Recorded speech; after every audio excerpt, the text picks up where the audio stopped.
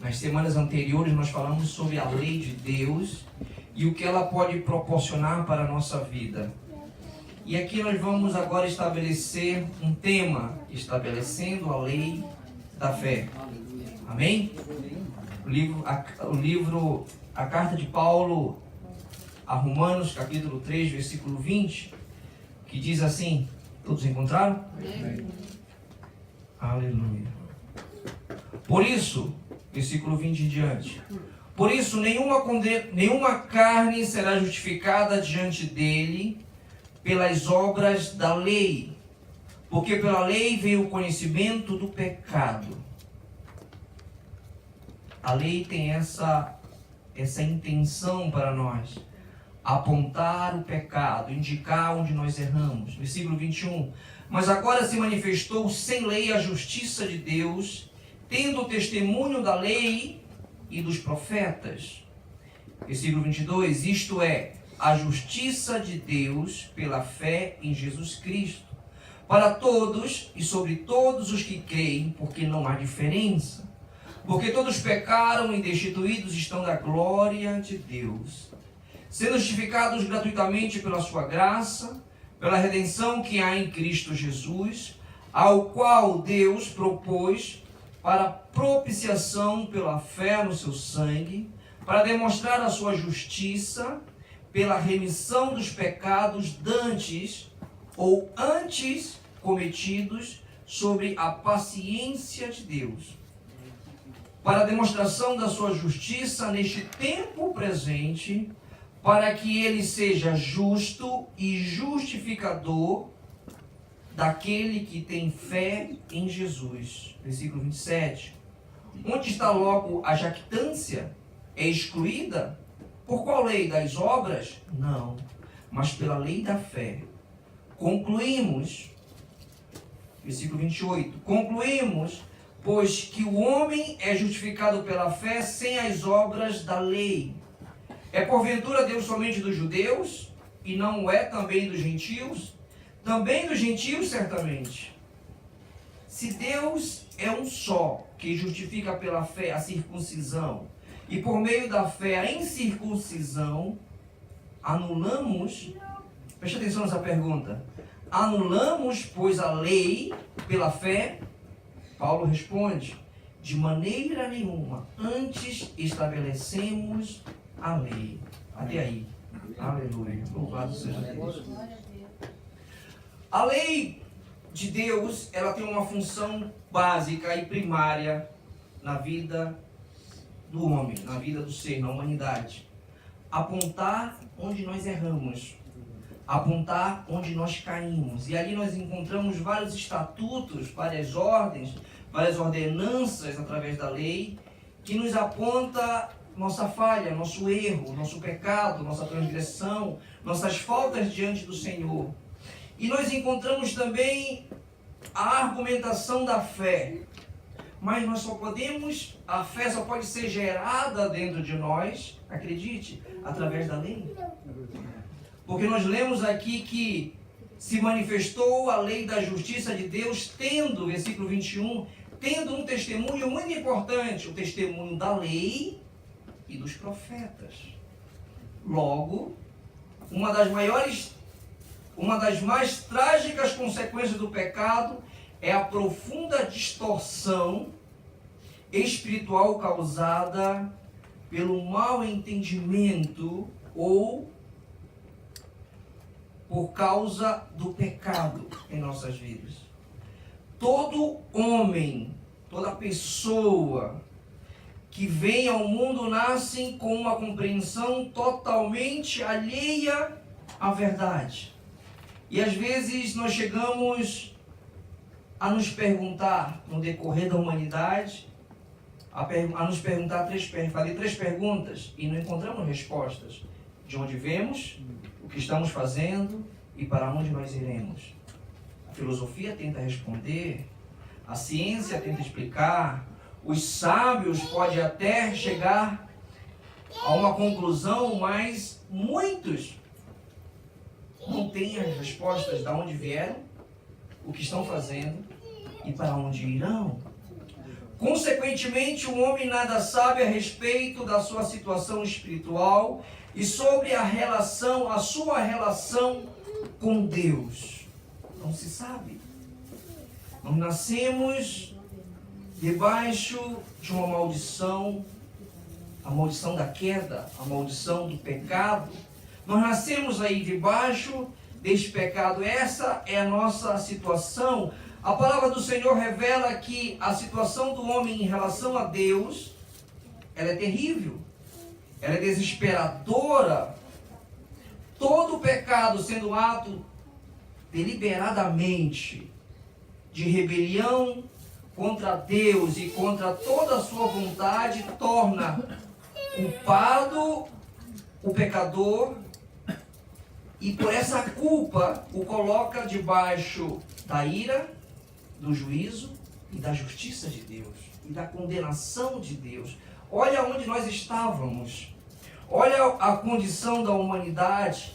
Como todos os homens são pecadores, todos eles se encontram numa incômoda condição de inimigos de Deus, sem sequer nós fazermos absolutamente nada. Nós nunca matamos, nós nunca roubamos, nós nunca cometemos um crime tão sério que possa ser julgado a uma pena de morte, mas diz que nós somos inimigos de Deus, ou nós fomos inimigos de Deus. Não há diferença, no versículo 23 diz, porque todos pecaram e destituídos estão da glória de Deus. É terrível. É terrível a condição da humanidade nesse tema de o que será de nós? De onde viemos? O que estamos fazendo? Para onde nós iremos? Tal inimizade entre Deus e o homem é ocasionado tão somente pela queda. Tão somente. Nós não precisamos ter feito nada. Simplesmente por ter nascido debaixo da queda. Quando Adão pecou, toda a humanidade caiu junto com ele e não há sequer um homem que represente uma exceção a essa verdade. Logo, é uma verdade absoluta. Todos pecamos e destituídos estamos da sua glória. Tal inimizade significa a quebra de todas as relações com Deus. De toda a comunicação, de toda a comunhão. Deus suspendeu tudo que nos dava acesso a Ele, por causa simplesmente do pecado. Simplesmente. Essa inimizade ainda indica a total impossibilidade do homem se aproximar de Deus. Estávamos completamente destituídos, separados, distantes. Que condição trágica, que condição difícil. O homem natural, naturalmente nascido, é tão inclinado ao erro e tão avesso à verdade que jamais, na sua sã consciência, escute bem, na sua sã consciência, pode fazer algo de bom,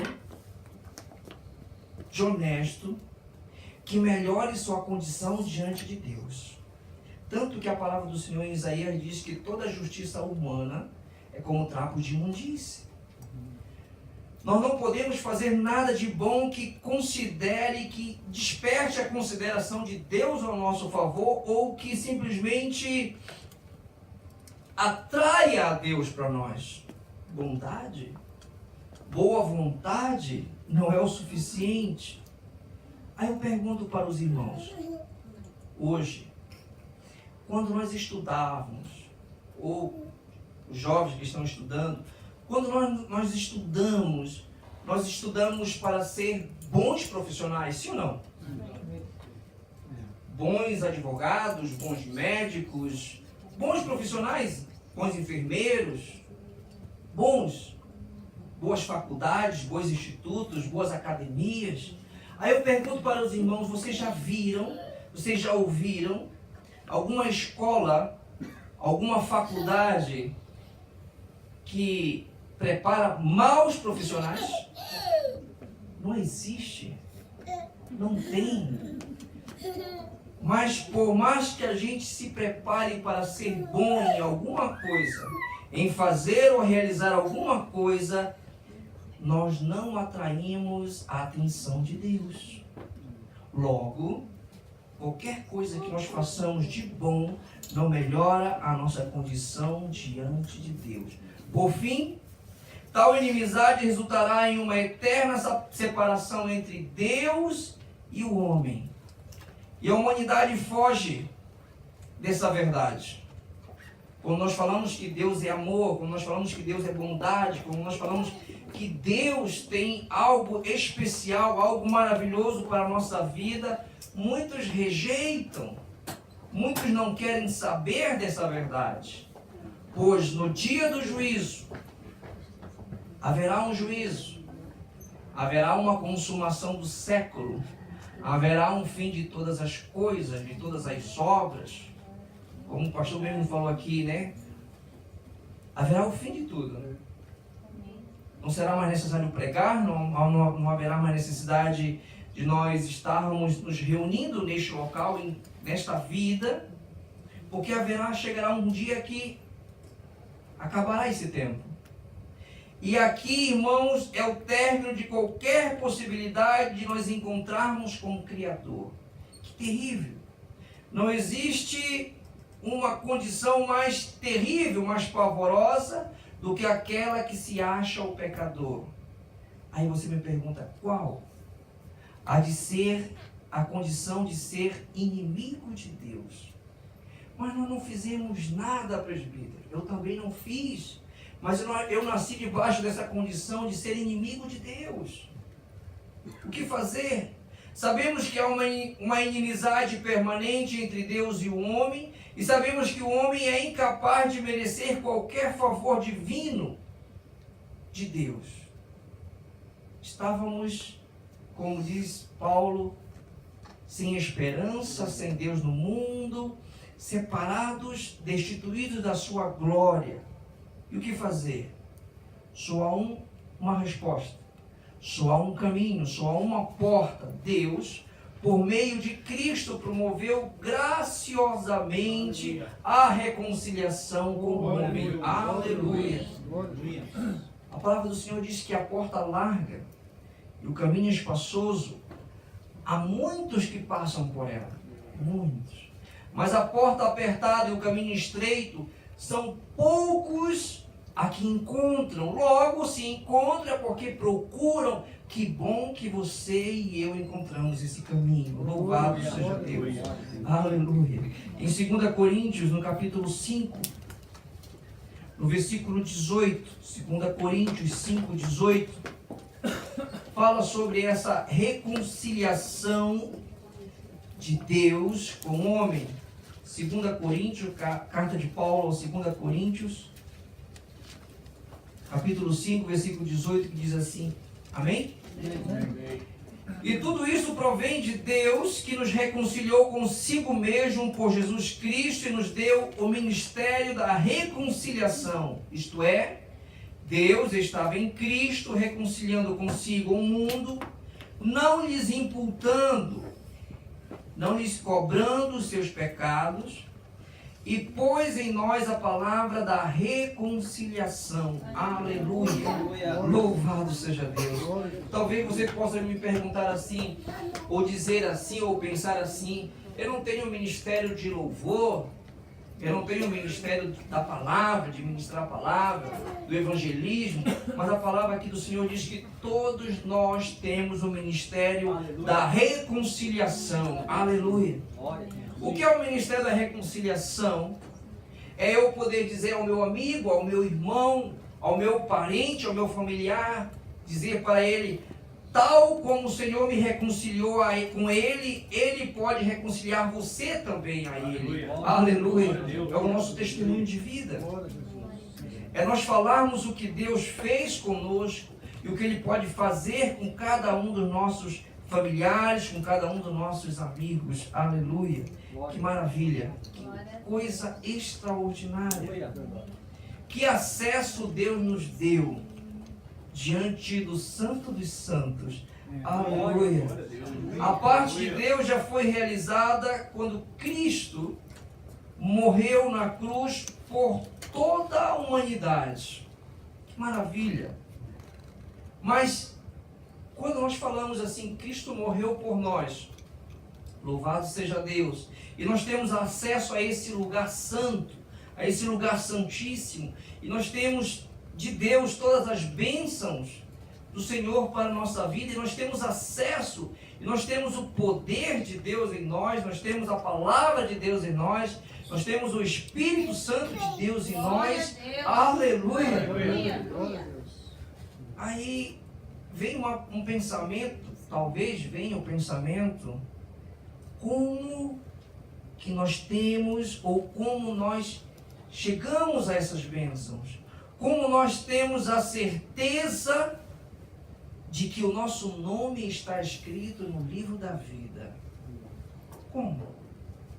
De que forma? Eu não quero argumentar algo que você e eu não tenha. Nós já temos esse acesso.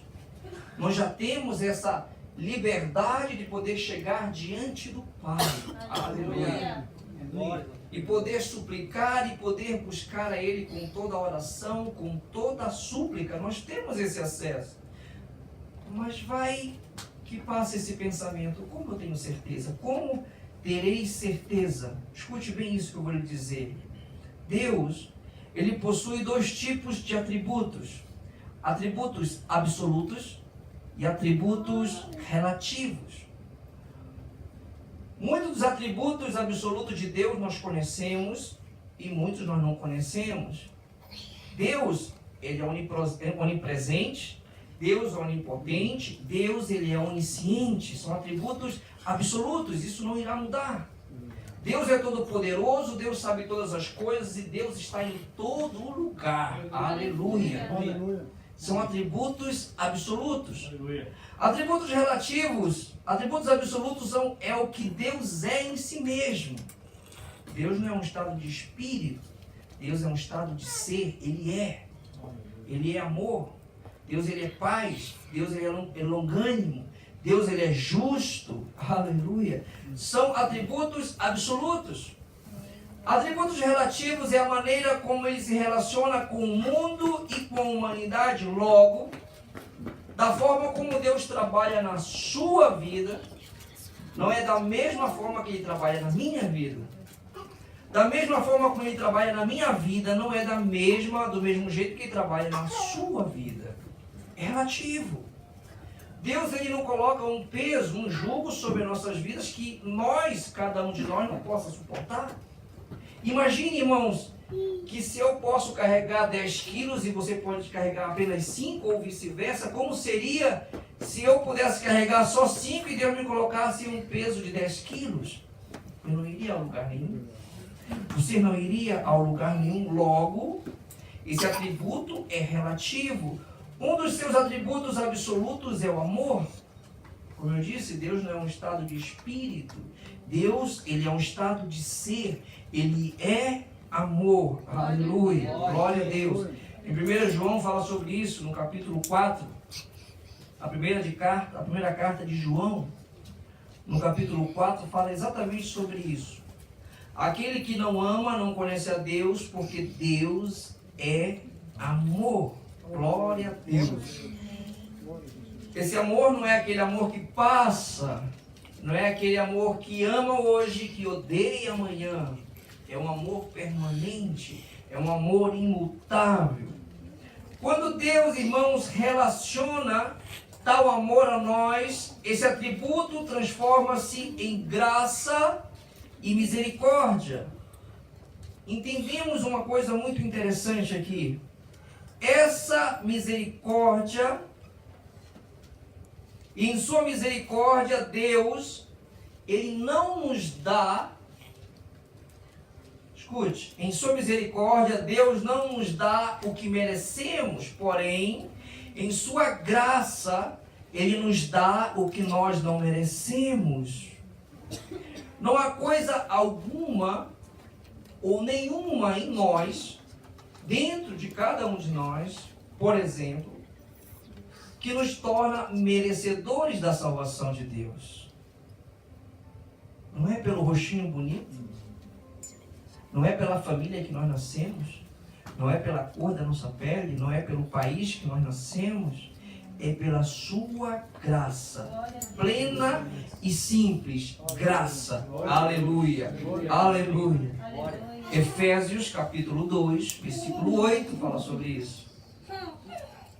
Efésios 2:8 diz assim: porque pela graça sois salvos por meio da fé, isto não vem de vós, é dom de Deus. Aleluia. E recentemente eu aprendi uma coisa assim muito preciosa, há umas 2 semanas atrás, que a salvação ela é gratuita, mas ela não é barata. O pastor falou aqui recente. A salvação ela é gratuita, porém ela não é barata. E quem pagou o preço não foi nós, foi o Senhor. Há 3 palavras que expressam o preço que Deus pagou por nossa salvação. Anotem isso. Primeira, propiciação, sangue e redenção. Essas 3 palavras expressam preço pago: propiciação, sangue e redenção. Em termos bem simples, para que todos possam entender o que é propiciar. Propiciar, irmãos, é uma linguagem bem superficial. É o mesmo significado quando alguém apazigua uma pessoa que está com raiva, amansa uma pessoa que está irada, sabe? Consegue acalmar uma pessoa que está bem irritado. Isso é propiciar, principalmente quando se fala alguma coisa, ou quando se dá um presente, ou quando faz algo. Bem simples é o que significa propiciar. Mas no seu significado bíblico, no seu significado teológico, não é isso. A propiciação refere-se ao cumprimento da santa lei de Deus, à satisfação de todos os seus requisitos justos. E nenhum de nós, nenhuma pessoa na humanidade teria essa condição de cumprir esses requisitos justos de Deus. Por quê, presbítero? Porque nós nascemos debaixo da culpa do pecado. Somente Cristo, somente Ele foi capaz de pagar todos os requisitos justos de Deus. Aleluia! Louvado seja Deus! Para que Deus perdoasse gratuitamente todos aqueles que creem em seu Filho. Somente Ele teve esse acesso. Somente Ele. Isso é propiciação. O sangue. Depois da explicação de ontem do sangue, não dá mais para dizer mais nada. Aqueles que vieram ontem aprenderam bastante sobre o sangue. Eu só posso dizer que o sangue nos diz qual foi o preço pago, o efeito, a causa e o efeito da nossa salvação. O sangue nos purifica de todo pecado. O sangue limpa toda a nossa culpa diante de Deus. Aleluia. Nós não vemos o sangue, mas o sangue está sobre a nossa vida. Mas tem gente, tem alguém que vê o sangue. Deus, Ele vê o sangue sobre nossas vidas. O inimigo das nossas almas, ele vê o sangue sobre cada um de nós. Aleluia! Louvado seja Deus! Em 1 João, no capítulo 1, no versículo 7, diz assim, 1 João 1,7: mas se andarmos na luz, como na luz está, temos comunhão uns com os outros, e o sangue de Jesus Cristo, seu Filho, nos purifica de todo pecado. Aleluia. O sangue foi o preço, propriamente dito, o preço pago para que nós alcançássemos a salvação. Primeiro, propiciação. Segundo, sangue. sem derramamento de sangue não haveria remissão dos pecados, não haveria o perdão dos nossos pecados. Jesus teve que morrer, Jesus teve que verter o seu sangue por nós, a fim de cumprir a lei de justificar cada pecador, logo toda a humanidade. Porque todos pecamos, todos estão destituídos de Deus. Nós não somos melhores daqueles que não estão aqui dentro, pelo contrário. Que nós possamos orar para que o Senhor possa alcançar cada um deles. Aleluia. Aleluia. A melhor ilustração dessa verdade é a celebração judaica do dia da expiação, lá de Levítico, livro de Levítico, capítulo 16. Aí você teria que ler o capítulo inteiro. Aí fica o dever de casa. Leia o capítulo 16 todinho. Eu vou resumir aqui em poucas palavras. Nessa ocasião, nessa celebração do dia da expiação, eram escolhidos 2 bodes. E eram tirados sorte para esses 2 bodes. Um seria sacrificado e o outro seria o bode emissário ou o bode enviado. Aquele que era sacrificado, o bode era abatido e seu sangue era levado para o Santo dos Santos e aspergido e derramado sobre o propiciatório. O que é o propiciatório? É a tampa, é a parte superior de ouro que cobria a arca da aliança. Isso é o propiciatório. E o sangue era todo aspergido, era todo derramado sobre este local que cobria simbolicamente a arca e as 2 tábuas da aliança que estavam dentro da arca. O sangue derramado satisfazia, irmãos, temporariamente os requisitos justos de Deus.